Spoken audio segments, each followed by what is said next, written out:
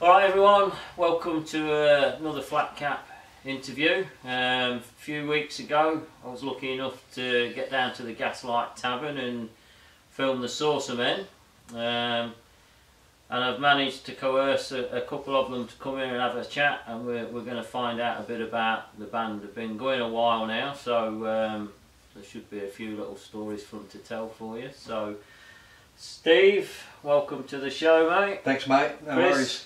No way, mate. Welcome. Thanks for having us. You're welcome. So I suppose normally when we get bands in, we ask about how the band's formed and stuff like that. And I know you guys are celebrating an anniversary of this year. But yeah, how did it all happen? How did you get together originally? Well, I started the band originally. It was a three-piece with Steve Mitchell from the Satellites, which people will probably know them, and Dave Bond, who was in a band with Steve, and so it was only a three-piece. And then, Steve got really busy with Satellites. They started doing tours and that, and so he focused. They got popular. Yeah, yeah. His focus went more to that, and so I decided to keep going with this. So I conned Steve into it as a vocalist, and then I needed a double bass player, so that was Francis McCree. Yeah. And we kept Dave Bond on as the drummer at that time. Who I'd been in a band with previously, some years before. Yeah, okay. Now this is going back a little while, isn't it, as well? So when did the band form? Well, it's 20 years this year, so it's 20 years for Chris and 19 years for me, because maybe 1 or 2 years I think you guys existed as that three-piece lineup. Yeah. And then, like Chris said, the Satellites started touring a lot, and because the singer played double bass as well, it was just a three-piece. And then when he left, so there was space open for double bass and vocals. Yeah. And I'd heard Steve in the Tomahawks before, and knew he was a good singer, and so he was a sort of natural choice. Yeah. 20 years, that's a great effort, though, guys, isn't it? Yeah. And has that been, obviously some years you've probably played more than others. Oh yeah, we used to play loads, like all over the place, the Weedy, and we virtually had a residency there, didn't we? When this guy Brownie ran it, we used to be on there nearly every week. Yeah, far out. Just the usual haunts, Crown and Anchor, Wheatsheaf, Exeter. Did we play the Austral? Play the Austral. Yeah. Oh, there's a bunch of them. You get into trouble when you start. Grace Emily. You get into trouble when you start mentioning pubs, because you're going to miss one out. Gaslight. The Gaslight was great. The sound was really that was a hot night though. Yeah, it was about 40 odd degree day. So it was a bit. The Gaslight Tavern weight loss program. Yeah. But it was good. I did enjoy it. It was a good night. What about the band name? How did you come up with that? Who came up with it? Well, that was again, I think me and Steve Mitchell. We were going through a lot of old sci-fi books, and there's a film called Invasion of the Saucermen, and we liked the poster, and it seemed to sort of say a lot of what we were trying to do with the band. Back then it was, I like the Cramps and the Meteors and all that sort of stuff. So it just fitted with what we were trying to do, I knew exactly where Chris was coming from when he asked me to join the band.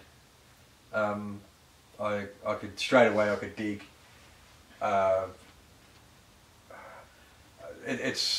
Imagine like those B-grade sort of schlock sort of horror movies, Forbidden Planet, Creature from the Black Lagoon, and all that sort of stuff, all that imagery. When Chris told me about his idea for the band, straight away I thought, well, if those kind of posters, complete with the shrieking maiden being carried off by the monster or the evil robot or something, if those posters and that schlock imagery had its own sound, I reckon that's what Chris is where he's headed with that. And I thought that was pretty cool. Also, straight off the bat, about when he gave me his first set list of about 10 or 12 songs. There was about 4 or 5 on there that I'd always wanted to do but never had the opportunity, and thought, oh yeah, everything's pointing in the right direction. Go with this for sure. So were there many other bands doing this sort of stuff when you started and that? No, not really. I mean, Satellites were probably, that's what I mean, they went off onto it more, they were more like the traditional rockabilly thing. Yeah. I'd known Steve for a long time. We used to live close in the same sort of suburb. Yeah. So I'd known him and his brother for years. And so there's two Steves in the story. Yeah. So there's me. Oh, and Steve living close to Steve. So Satellite Steve and there's Saucermen Steve. And so we just always had. I always, like I say, loved the Cramps, Meteors, all those sort of bands. I wanted to, so like how the Cramps, they did a lot of old songs and brought them into today. I wanted to take, bring some of them songs back to a bit more, like they would be done in the 50s, So, just reverse it a bit, Yeah, okay. Because I remember years ago, I seen the Meteors back in the UK. I think they were called psychobillies or something like that back then. But they were pretty intense. There was always a bit of bother at their gigs because sort of crossed the genres of the punks. And then the old Wrecking Crew. Yeah, that's right. So how do you think it's? Because you guys have got probably a good perspective on what's gone on over 20 years. How do you think the music scene in Adelaide compares now to back in the day, or is it just totally different? Because I notice there's a few venues closing down. Like I've been here 12 years, and there's been a few fall by the wayside, and then there's the odd one pops up to replace it, sort of thing. But it seems to be on a bit of an edge with the venues. It doesn't seem to take much from. It was. I think it was sort of here, and then it kind of. There was a dark ages for a little while, when a lot of the pubs were under sort of massive threat. I think the Adelaide City Council's plan was for 10,000 new residents in the CBD, which is like a square mile. The old measurement of distance, and that put heaps of pubs under a lot of pressure with curfews. Lots of pubs did go under. Also now there's lots of kind of little pop-up venues, letting the pokie machines out of the casino. That was unhealthy. And for venues and musicians, and I think the vigour and the passion and everything is still very, very strong, and there's still awesome bands, heaps of awesome bands, less places to play at. I would say the quality and the vigour and the passion and all that is as strong as it ever was. Maybe less people going out, less bums on seats, like less heads around. Adelaide, I mean, I came as well from punk bands and stuff, from when I was 16, so early 80s even in Adelaide was a real strong punk scene, and then the rockabilly thing, I sort of got into that more, and that was a very small scene when we first started. You'd basically play into 20 people, and it was a real small scene, and then we started doing shows with punk bands, and we played with loads of different bands, and that was a good thing about the Saucermen. It sort of seemed to fit with a lot of genres. Yeah, well, I think it probably does. We could play with a punk band, we could play with a virtual thrashy. It didn't matter, just whoever would. And we have done. Yeah. Well, I mean, it's catchy, isn't it? At the end of the day, and I like the Celtic folk punk, and it's a similar sort of thing to that. When you listen to Irish music, you tend to find yourself tapping, and I think the stuff you guys do is a similar sort of thing. I mean, it's not sort of foot in one particular camp. It's sort of most people who like music or gravitate, they'll find something in the set they don't like. There's a lot of freedom being in the Saucermen. Like you can play a hot rod show, play the old Squatters Arms, whereas, before the Squatters closed down, but can play there with bands. Heavy bands a lot heavier than us, but probably louder and heavier. But I think we always got away with it due to some kind of intensity, or I think Chris writes funny songs. I think his lyrics are. Chris is the main songwriter of the band, and I think that's always one thing that sort of got us over the line. Is we're not singing. We might sound like a rockabilly band, but we don't limit ourselves to singing about traditional rockabilly subjects. Yes. Yeah. I was always. I'm always. I don't like that thing of the.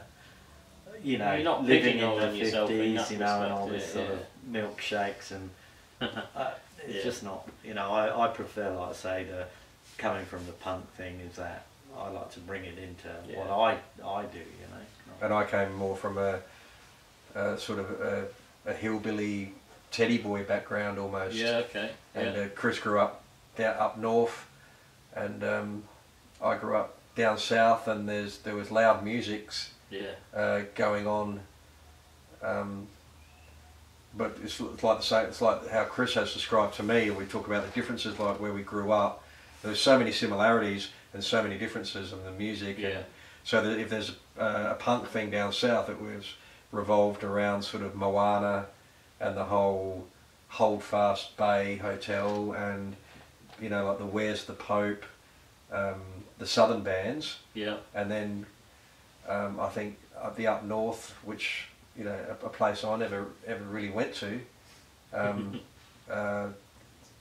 It's fun listening to Chris's stories about that. Yeah. Because I think the heavy music down south as well had a little bit more of that ingredients of that kind of surfing, skating thing chucked in. Yeah. Whereas from the stories I've heard from Chris, which I can't talk about as my own experiences, but it's a bit more of the the garagey. Yeah, well, we were all just sort of English immigrants right into one area, and just trying to keep get on with it, eh? Yeah, and just trying to sort of do what we saw people doing over in the UK, and just pulling the same stuff out, really. And then 15 years later, I found myself heading in more of a direction of yourself. Start to really dig, bands like Street Dogs. Yeah. Flogging Molly. Yeah. Great Tropic Murphys. Yeah. No, you're spot on. Things like that almost, and there's so much of it out there. You can really pig out on it if you want. Yeah. But you gotta, if you make the effort to get up and put your boots on and go and watch it, which is not easy for everyone. No. None of us are getting any younger. Well, that's it. It annoys me that the bands are on so late sometimes. I'm thinking, I should be at home getting ready to bed with a cup of cocoa here, you know what I mean? But so you guys, 20 odd years, there must be quite a back catalogue of music there then, isn't there? How much you must... Chris is the main songwriter. What's out there? What can people access if they go on, say, your Facebook page and that? We've got 3 sort of full-length CDs, is that right? And we've got a couple of EPs. We've got a few vinyl 7-inches. We did one with Standard Union, with them guys. And so there's the single Whip, the split single with Standard Union, the EP, the Gravy Train EP. The album Dead Man's Hand, Fangs, the album Fangs, the album Valley of the Rattling Bones, and which has been re-released fairly recently with some bonus tracks.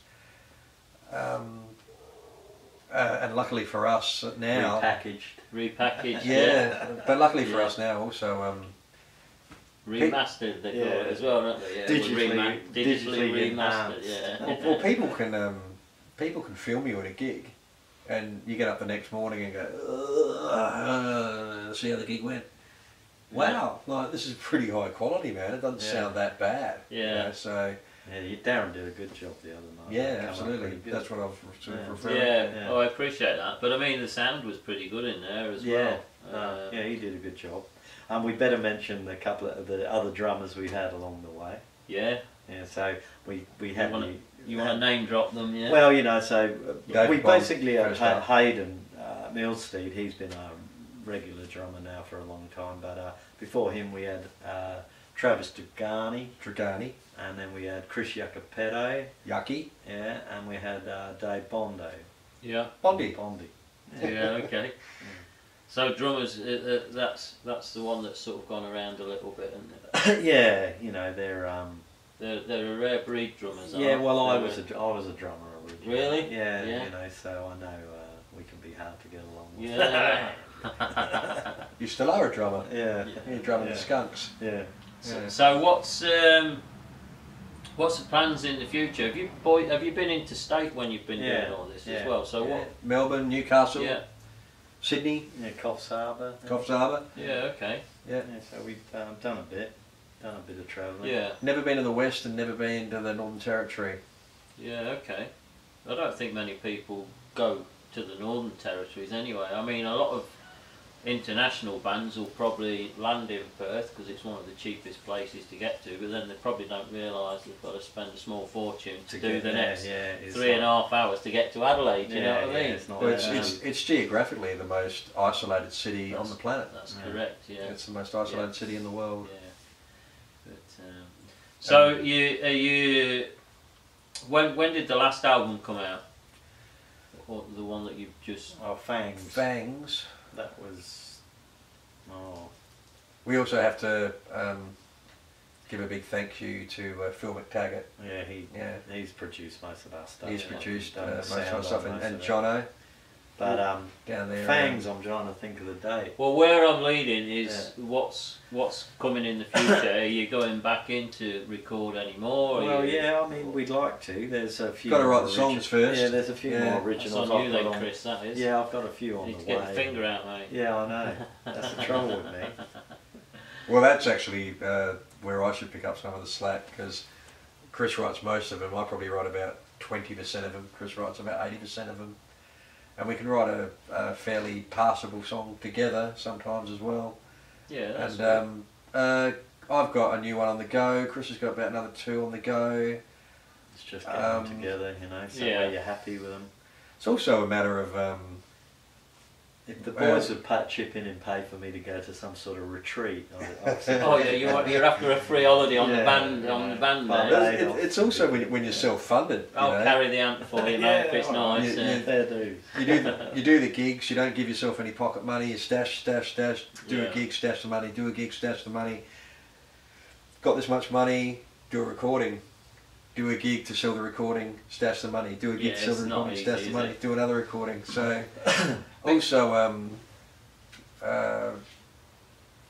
most, except for myself, all the other boys are very, busy with other bands as well. Yeah. Chris is also in the Skunks, and Fistful of Trojans. And Fistful of Trojans, so and Northern Drinking Cult. Drinking Cult. Yeah, Hayden's in Asteroid Belt and the El Caminos. I do some solo stuff around the place. Yeah. Frank's in Custom Liners, and Roger in the Jam Jets. Everything. Yeah. And when he's not doing that. So how how often do you practice? Or is it just like when there's a gig coming up? Right, we need to get in and have well, it depends. Couple of what we're practices trying to do. before, Yeah, usually a couple of I practices. mean, you probably pretty much know how each other works we after sort of this know length of time, don't you? Yeah. So as long as we're doing songs we know.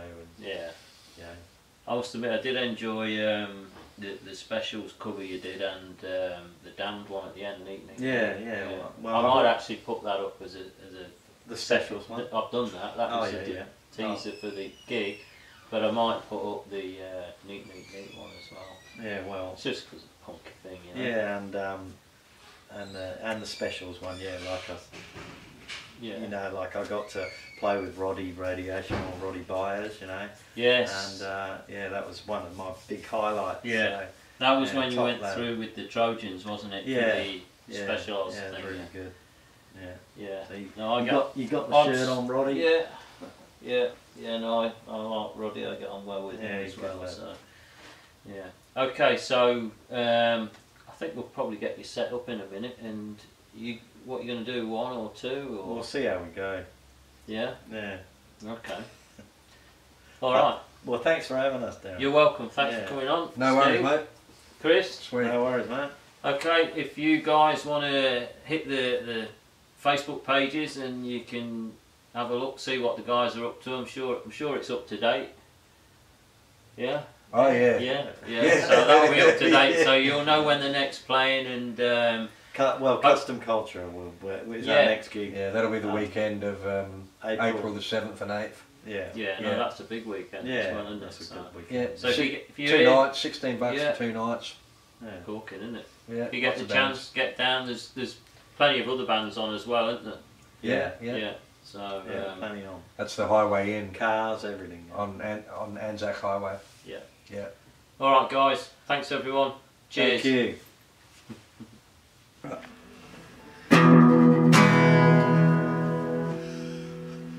Well, mama, baby's got plans, but she don't mind me.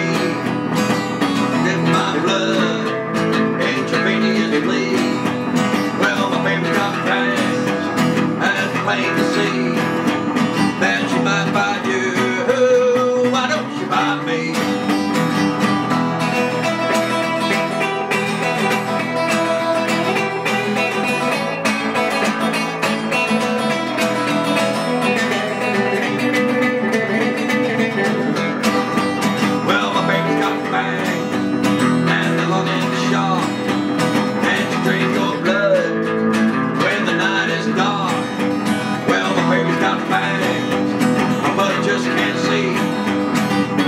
About you, and you won't buy me.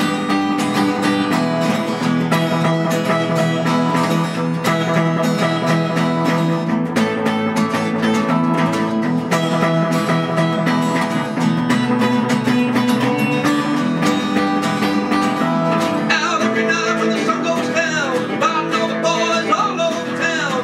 Says it's true, but I can't see why she buys you and won't buy me. Well, my baby's got plans, she won't buy me. At least she saves, oh, but she won't need. Well, my baby's got plans, and I just can't see why she might buy you. Why won't she buy me?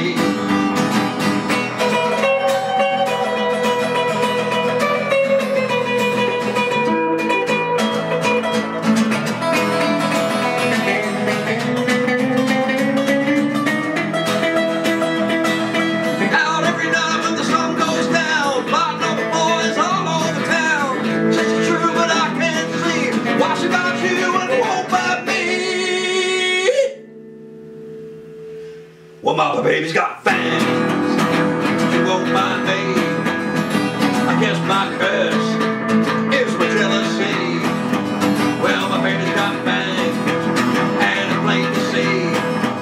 Well, she might buy you, why won't you buy me? Well, my mama, baby's got fans, but she won't buy me. My baby's got fans, and won't buy.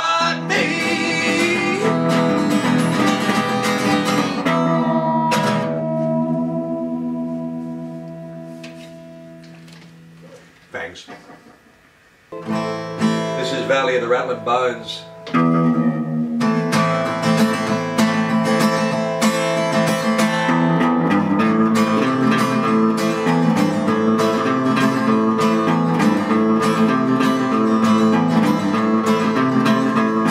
Well, he never was good and he never did try. Didn't even know he had died. All he knew was he woke up cold and alone.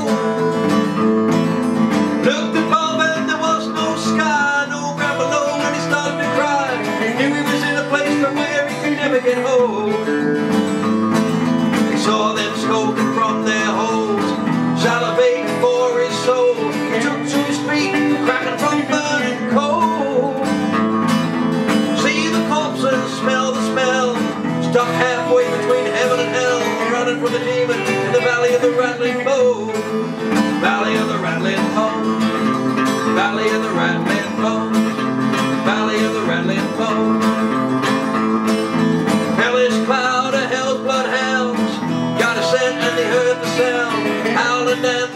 swallow and turn his backbone cold. He was born forever to run in a place there was no light, no sun, and he could do nothing but fall to his knees and moan. Listen up, folks, one day you'll die. You might go low and you might go high. You'll eat the fruit from the seeds of the sin you sow. Bad things, bad wings, hell's bells ring, and you know that there ain't a thing you can do when you're in the valley of the rattling bones. Valley of the rattling bones. Valley of the rattling bones.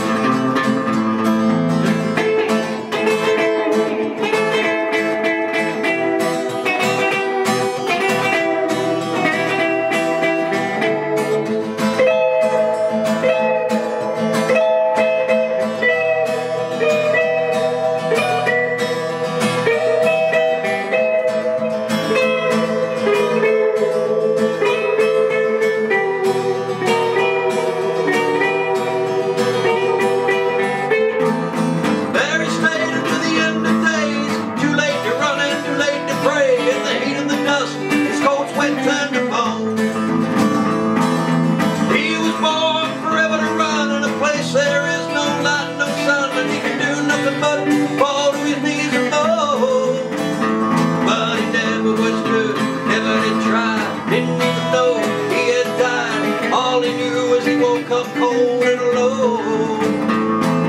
See the corpses, smell the smell, stuck halfway between heaven and hell, running from the demons from the valley of the rattling bones. Valley of the rattling bones.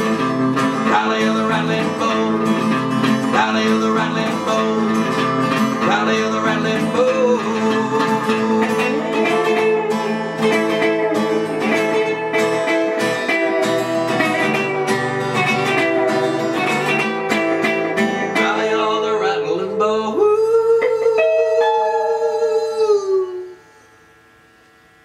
Rattle, rattle, rattle. This If you one's like. for the kids. Right. One for the kids. This one's for the kids. For the kids. Yeah.